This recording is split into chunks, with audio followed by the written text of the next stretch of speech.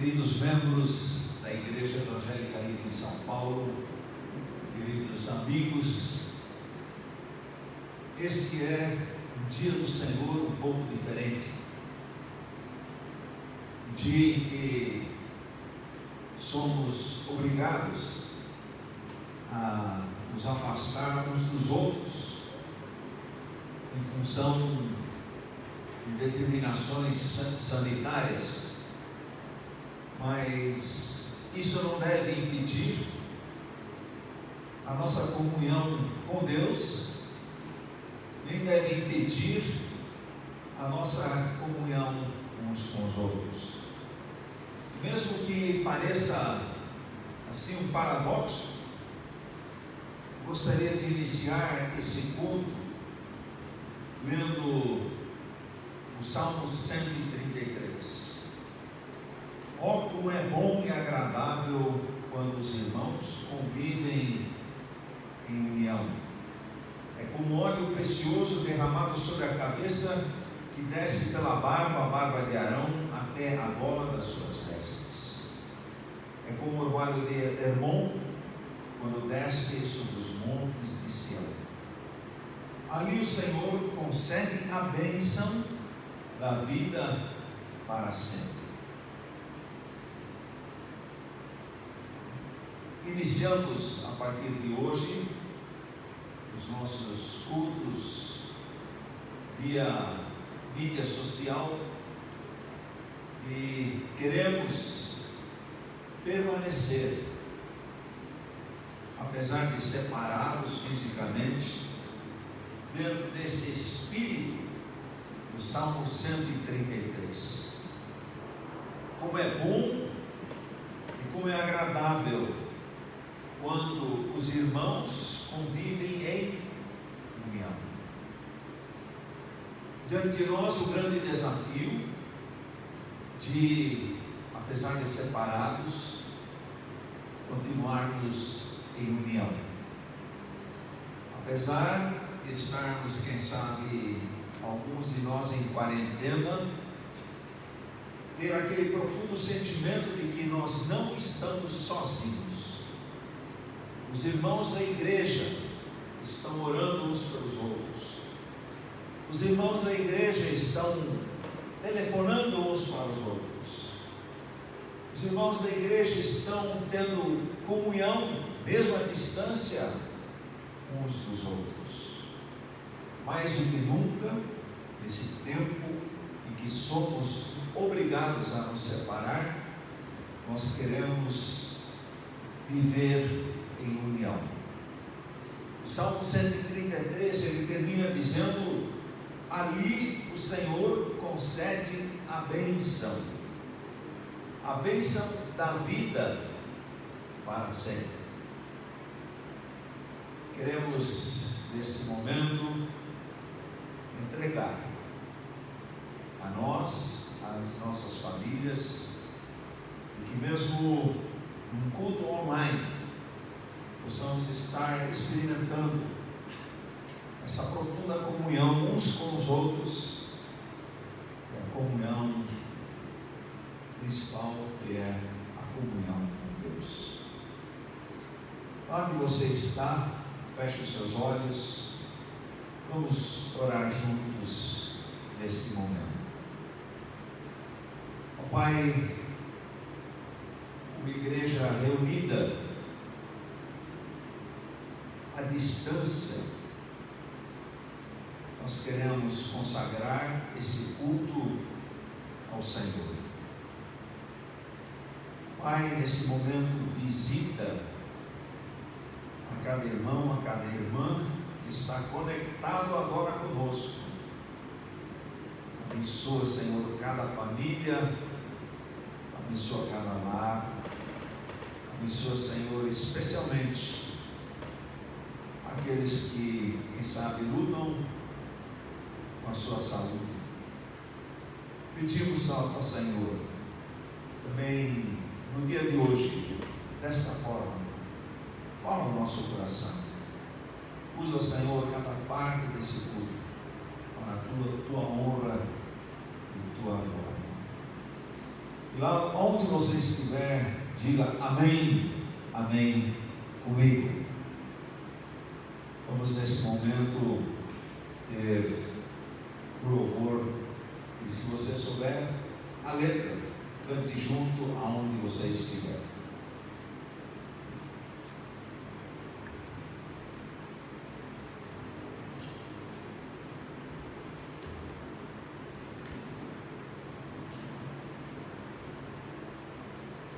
Bom dia, irmãos. A gente quer aqui cantar algumas músicas simples, poucas, mas de todo o coração, então.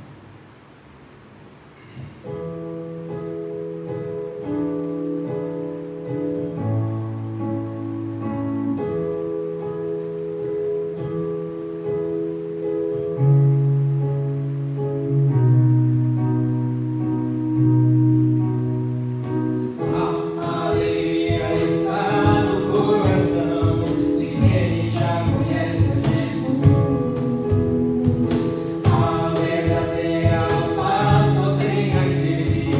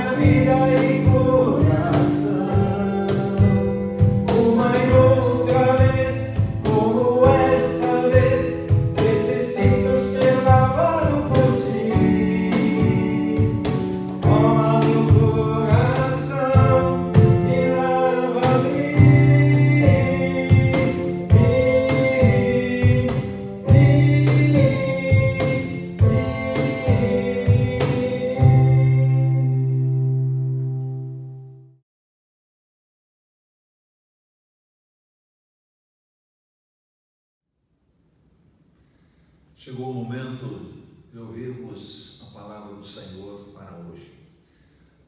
Vamos orar juntos para que o Senhor use o presbítero Udo para ser aquele que transmite a vontade de Deus para as nossas vidas hoje.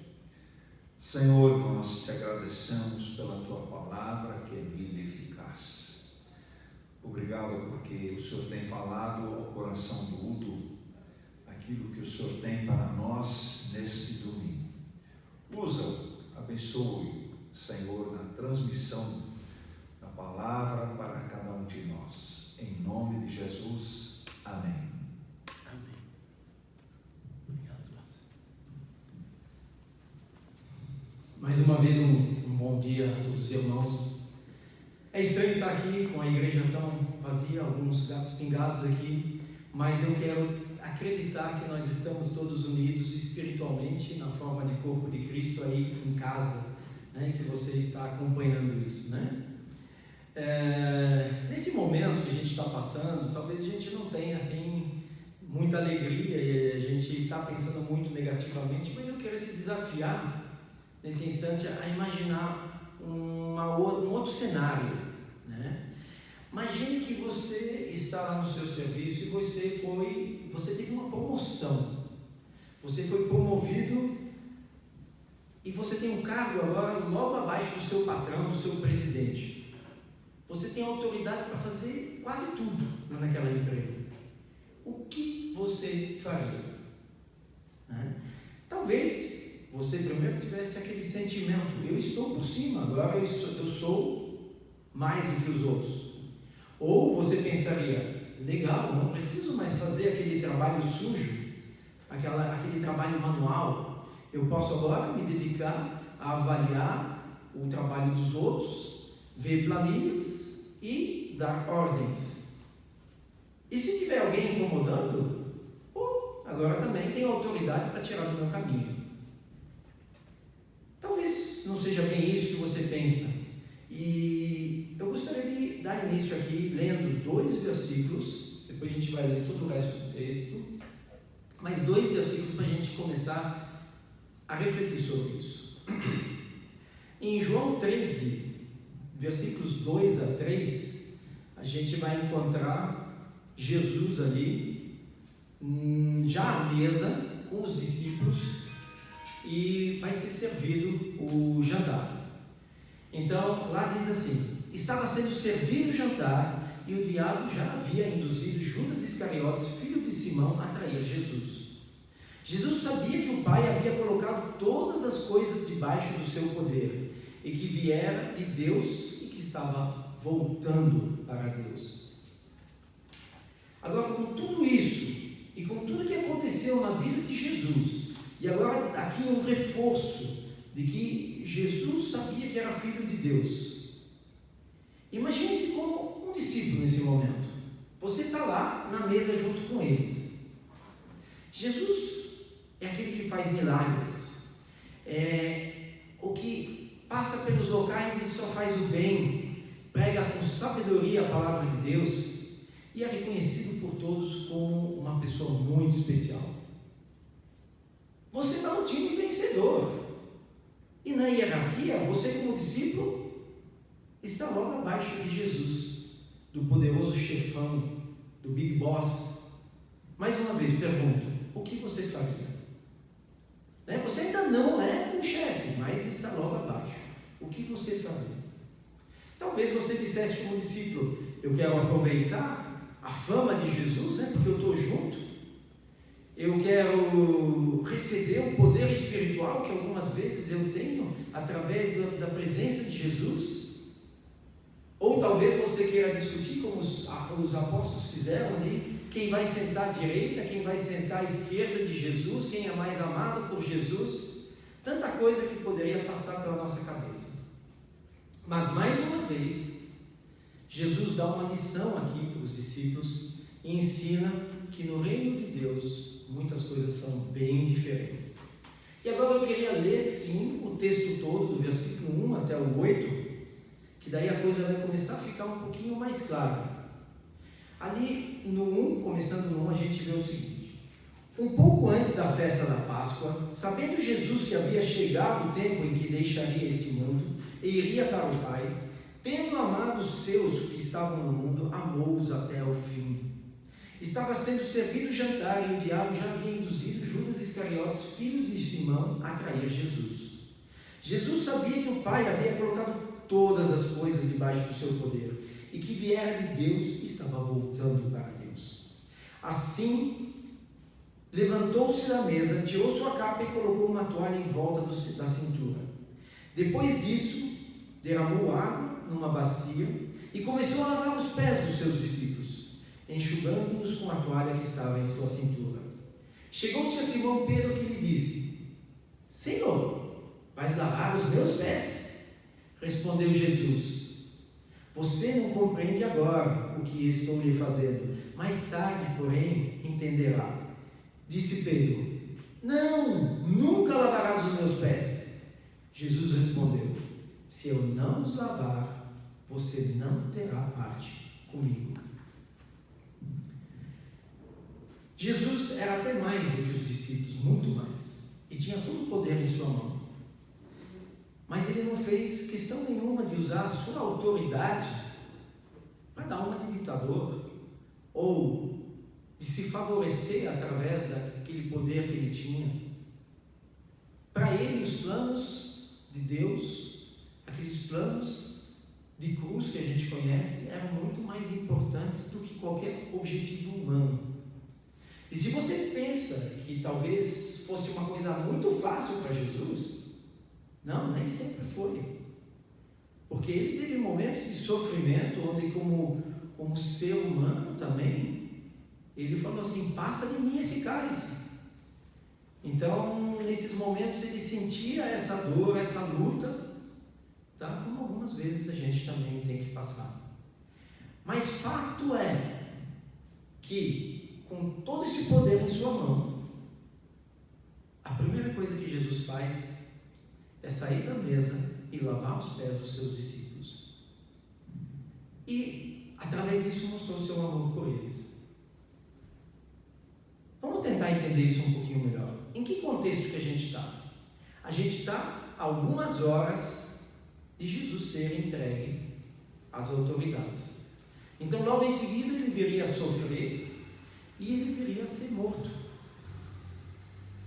Mas a preocupação dele agora não era consigo. A preocupação dele nesse instante era em dar as últimas instruções aos seus discípulos. Ou seja, mais ou menos essa mensagem: gente, eu estou partindo, mas vocês vão ficar e eu quero preparar vocês para esse tempo. Jesus então quer ensinar os seus discípulos, mas Pedro, mais uma vez, é aquele que retruca. Pedro é aquele que achou que sabia melhor. Jesus queria lavar o pé dele e falou: não, os meus não. Mesmo depois do alerta que Jesus deu e falou que: Pedro, você não compreende, mas vai entender depois. Mesmo depois ele insiste: nunca vai lavar os meus pés. Pedro é que nem nós muitas vezes. A gente vê aquele momento com o nosso pensamento e a gente não quer entender muitas vezes aquilo que Deus tem preparado por nós, que talvez não seja naquele momento. Pedro é imediatista, que nem a gente.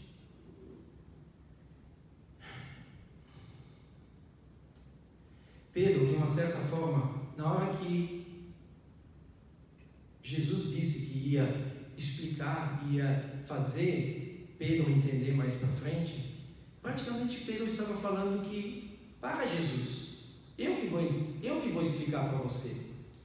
E aí começa a ficar tudo errado. E algumas vezes também na nossa vida a coisa é assim, porque a gente acha que aquilo que parece que Deus está mostrando para a gente não vai encaixar na nossa vida. Bom, a Bíblia diz: quem responde antes de ouvir comete insensatez e passa vergonha. Isso está lá em Provérbios 18:3. E é exatamente o que acontece aqui. Em vez de Pedro se calar nesse instante que Jesus está tentando explicar alguma coisa, ele quer retrucar e ele não quer escutar. Vamos aprender com esse momento também. Como continua toda essa cena? Vamos lá, a gente vai continuar lendo esse texto, dos versículos 8 ao 15, onde que diz assim, vamos ler novamente o 8. Disse Pedro: não, nunca lavarás os meus pés.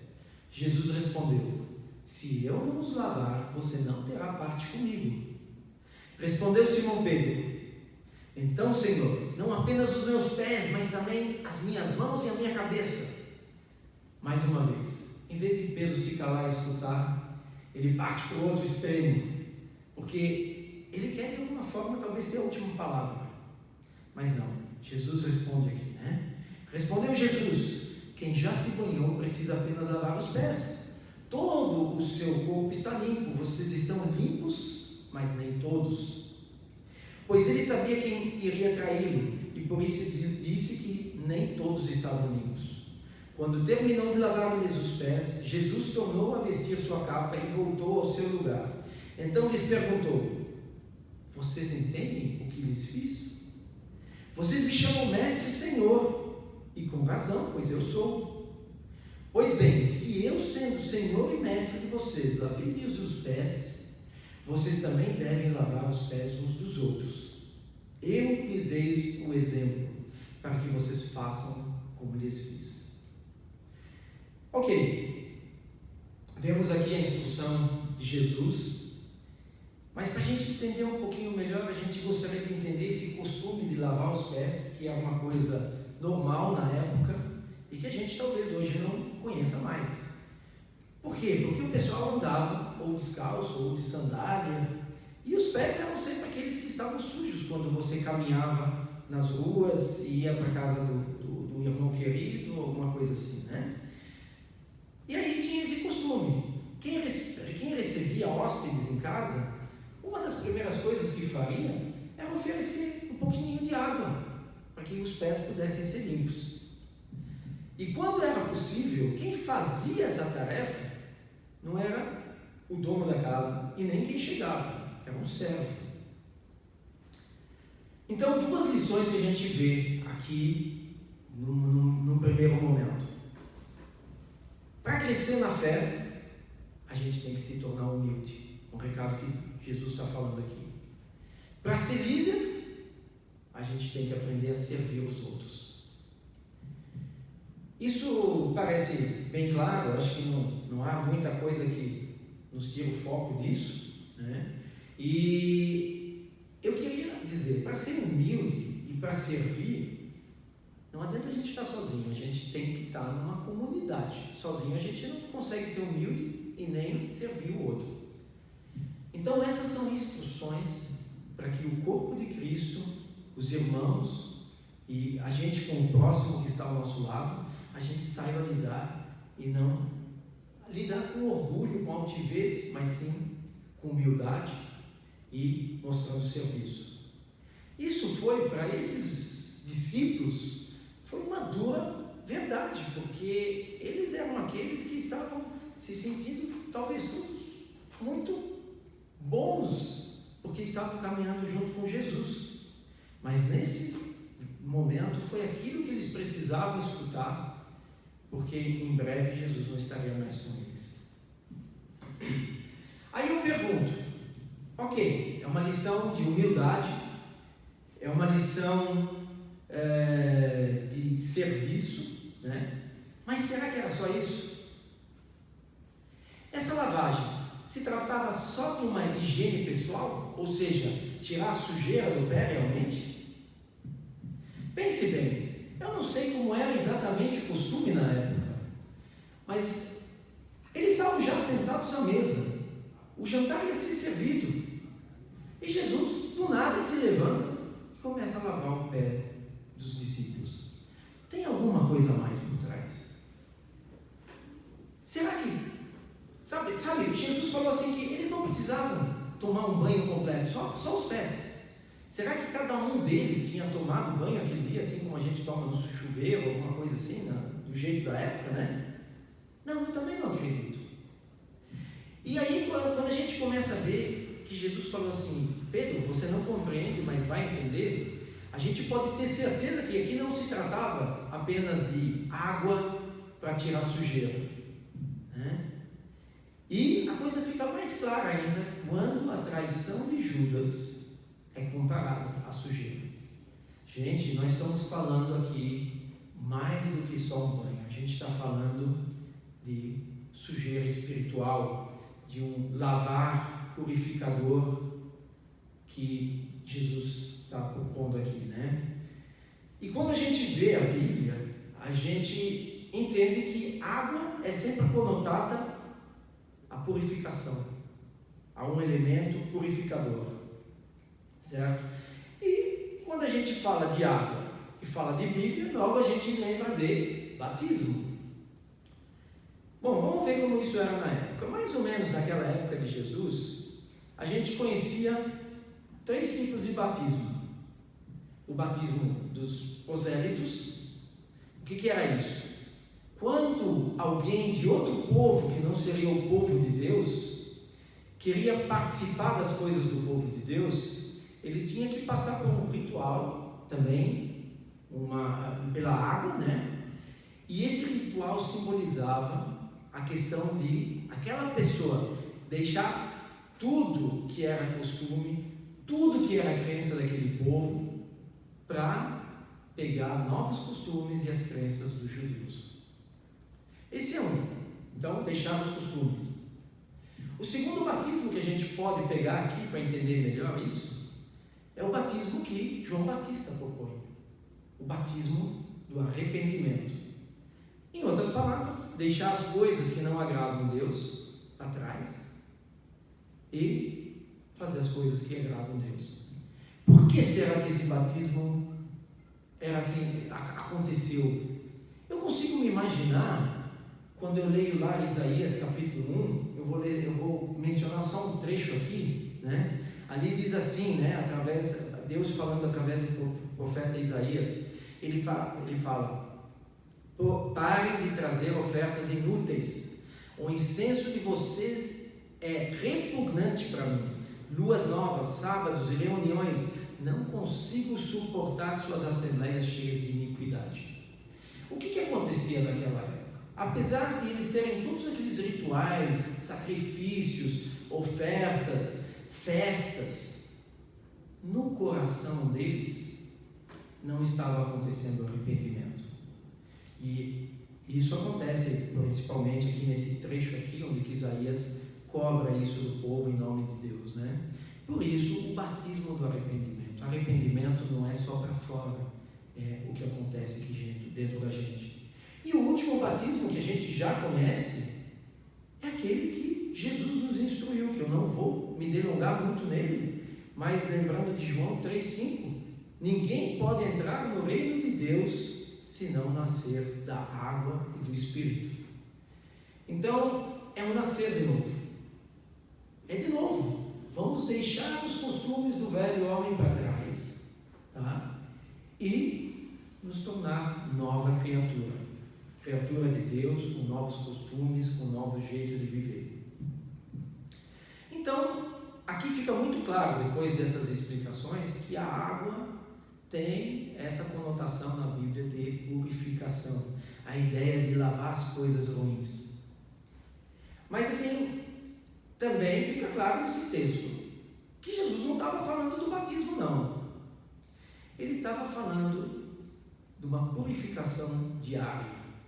As pessoas já estavam prontas. Pedro já tinha passado por uma purificação do corpo completa, mas ele deveria, de tempos em tempos, lavar os pés. Onde que Jesus queria chegar com essa ideia? Mais uma vez, eu coloquei antes que a mensagem de Jesus seria mais ou menos essa: gente, estou partindo e daqui a pouquinho vocês vão ter que caminhar sozinhos. Ele falou nesse capítulo de João 13 até lá João 16, 17, ele fala de servir, de amar um ao outro, mas ele também já prepara os discípulos para a gente. É uma coisa óbvia a questão do Espírito Santo, mas já começa a preparar os discípulos para essa questão do Espírito Santo que haveria de vir. são duas funções aqui, eu vou mencionar do Espírito Santo: a de convencer do pecado e a de fazer lembrar tudo aquilo que Jesus tinha dito. No nosso caso, seria o Espírito Santo nos lembrando aquilo que a gente aprendeu acerca das Escrituras, da Bíblia. E, por fim, a última coisa que Jesus faz para se despedir dos seus discípulos é uma oração por eles, onde que ele pede o quê? Unidade da gente com Deus e unidade deles com eles mesmos, ou seja, nós como os irmãos temos essa comunhão. Ele fala, né, a gente comentou aqui alguns domingos atrás, ele fala que nós devemos ser um, assim como eles são um. Então, isso é um desafio para a gente. Fica então a gente entendendo assim, resumindo, são 3 coisas: comunhão dos irmãos, onde que a gente deve servir, dar suporte um ao outro, exortar, amar, entre várias outras coisas que a gente pode encontrar em outras passagens. Segundo ponto, se Jesus não está ao nosso lado, caminhando junto com a gente, como caminhava com os discípulos, a gente ter o Espírito Santo, reconhecer que o Espírito Santo está na nossa vida uma vez que a gente se converteu, e saber que esse Espírito Santo está à disposição para nos auxiliar nos desafios que estão à nossa frente, porque é exatamente isso que Jesus deixou. Ele falou: vocês vão estar sozinhos, não vou estar mais com vocês, mas o Espírito Santo vai estar. Esse é o segundo ponto. E o terceiro ponto: manter comunhão com Deus. Agora me digam, se nós somos todos pecadores e carregamos um pecado com a gente, na verdade a gente está sujo, e a gente vai conseguir ter comunhão com aquele Deus santo, aquele Deus puro, aquele Deus sem defeito? Não tem como, né? Assim como a gente diz que luz e trevas não se combinam, seria a mesma coisa. Então nós temos que buscar o quê? A cada momento estar confessando os nossos pecados, nos purificando, lavando os pés, assim como Jesus disse, para que a gente possa ter novamente essa comunhão sem obstáculos com Deus. Isso é que está sendo falado para eles. Jesus sabia que eles iam passar por uma dificuldade sem ele lá, mas é isso que Jesus está incentivando a ele, né? E quando eu olho o instante que a gente está passando hoje, eu digo que dessas 3 coisas, um tripé, a gente está perdendo um dos pés praticamente. Assim como o pastor Klaus mencionou ao início, parece que a gente não pode mais se reunir fisicamente. E hoje, como foi dito, é um paradoxo. Quanto mais a gente ama meu irmão, mais distância eu deveria manter dele. Mas isso, gente, não quer dizer que a gente não pode estar preocupado com o nosso irmão, que a gente não pode continuar a servir ele de uma outra forma, de que a gente possa consolar ele, exortar ele, pegar um telefone, um Skype e fazer essas coisas. Quero dar um exemplo aqui. Eu gostei muito de uma coisa que a Mica, minha filha, fez esses dias. Vocês sabem que a gente mora em prédio. Ela pegou e colocou um cartaz, uma folha A4 no elevador, onde que dizia que ela se disponibiliza a ir fazer compras para aqueles que não podem sair de casa, ou seja, aquela população de riscos mais velhos. E ela se colocou à disposição e não fez só isso, incentivou outros que podem sair ainda a fazer a mesma coisa, para poupar as pessoas mais idosas. Gente, nessa fase que a gente está passando com o coronavírus, nós vamos ter que achar outros meios de amar nosso irmão, de servir o nosso irmão. E é isso que é o nosso desafio nesse momento. A última coisa que a gente tem que fazer é se isolar espiritualmente em casa e esquecer a igreja. Igreja que eu digo é esquecer a comunhão com Deus, esquecer a comunhão com os irmãos. É justamente isso o nosso desafio nesse momento. A gente manter esse tripé de pé. E aí eu queria dizer assim, muitas vezes a gente pensa, eu não peco tanto, eu não sou tão ruim. Mas assim como esse lava-pé é necessário, porque a gente faz caminhadas, a gente sai para a rua e depois chega na casa do próximo e tem que lavar os pés, assim também é na nossa vida. A gente caminha no nosso dia a dia e os nossos pés espirituais vão ficando sujos. A gente pode estar no trabalho, a gente pode estar com a família, a gente pode inclusive estar na igreja. E uma hora a gente dá uma resposta atravessada para o irmão, ou a gente faz alguma coisa que desagrada a Deus. Existe a necessidade de a gente estar sempre se limpando. Eu queria fazer uma pequena comparação, se me permitem, com essa doença que agora assola aí todo mundo, né? Vamos lá. O coronavírus está por toda parte agora. E fazemos o possível e até o impossível para não ser infectado. Sabe por quê? Porque ainda não foi encontrada uma cura e ele pode ser mortal. Agora eu vou fazer um paralelo aqui. O vírus do pecado não só está em todo lugar, como a gente já nasceu com esse vírus. Infelizmente, devido ao pecado inicial ali de Adão e Eva, nós já nascemos com esse vírus. Mas os sintomas do pecado não deveriam estar aqui. A gente tem que lutar contra eles. Né? Se a gente pensa assim, o vírus já está, pois todos pecaram e estão destituídos da glória de Deus. Romanos 3, 23.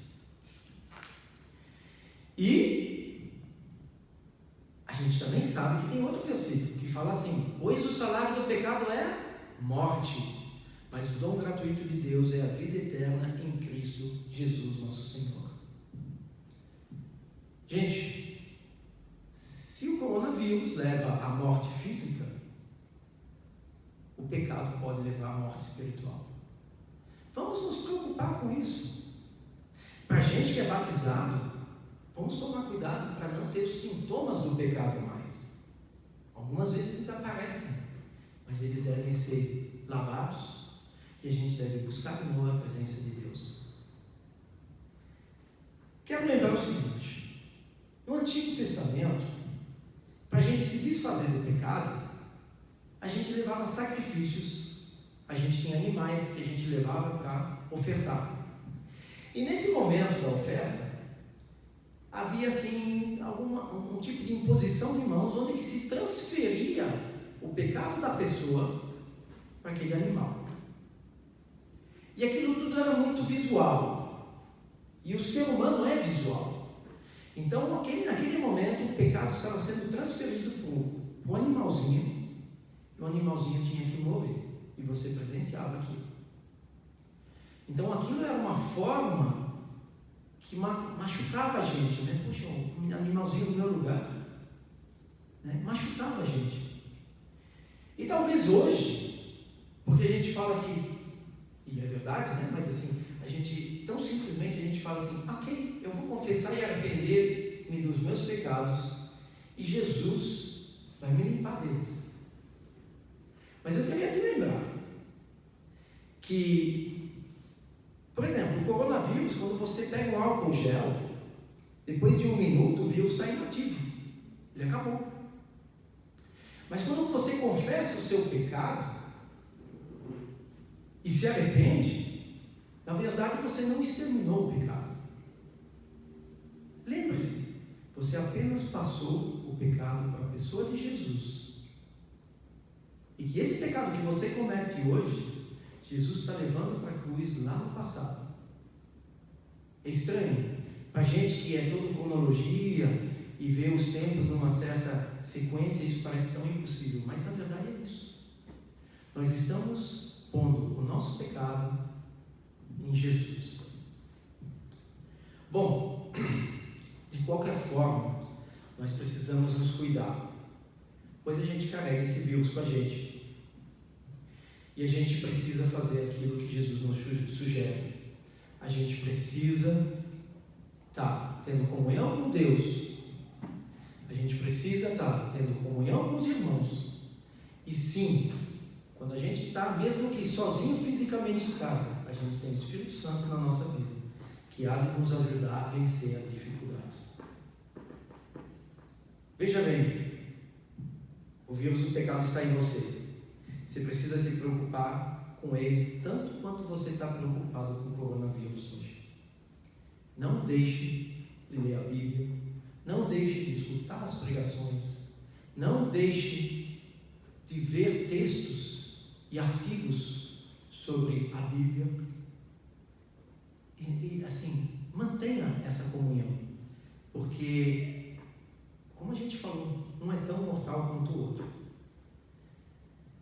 Eu queria então incentivar cada um a manter essa pureza do nosso corpo e buscar todo dia estar entregando, confessando os nossos pecados, se arrependendo deles e assim, dessa forma, nos limpando para que a gente possa continuar na comunhão com Deus. Eu queria deixar isso para vocês e deixo um último versículo para vocês, que é o versículo de Tiago 5,16. Portanto, confessem os seus pecados uns aos outros e orem uns pelos outros para serem curados. A oração de um justo é poderosa e eficaz. Amém.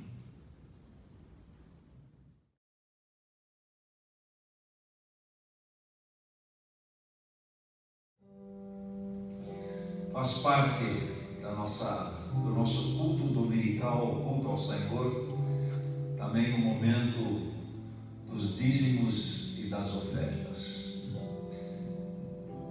Quero lembrar a todos que, sim, como igreja, nós, mesmo em tempo de crise, nós temos responsabilidades junto aos nossos pastores, aos nossos missionários. E certamente você que dá de todo o seu coração, o Senhor se alegra com isso. O Senhor se alegra ao que dá com alegria. Hoje nós queremos também, durante esse culto online, dar a você a oportunidade de contribuir com a obra do Senhor.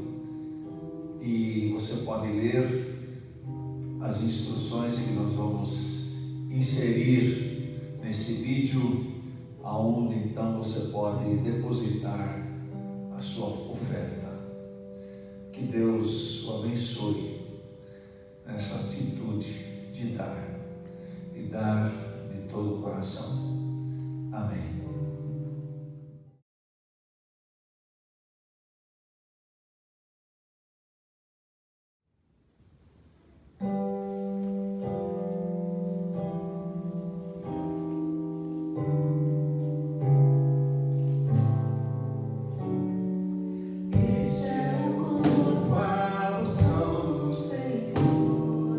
Ele deixou meu serviço.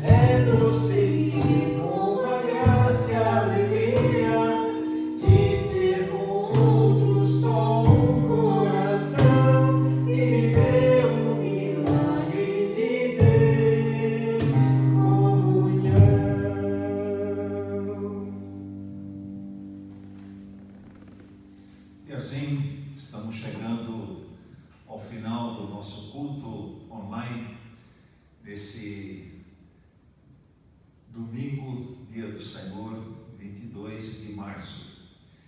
Nesse momento, queremos orar juntos e pedir a bênção do Senhor sobre cada um de nós. Feche os seus olhos e vamos orar juntos. Que a graça do Senhor Jesus, o amor de Deus o Pai e as consolações do Espírito Santo estejam com cada um de vós.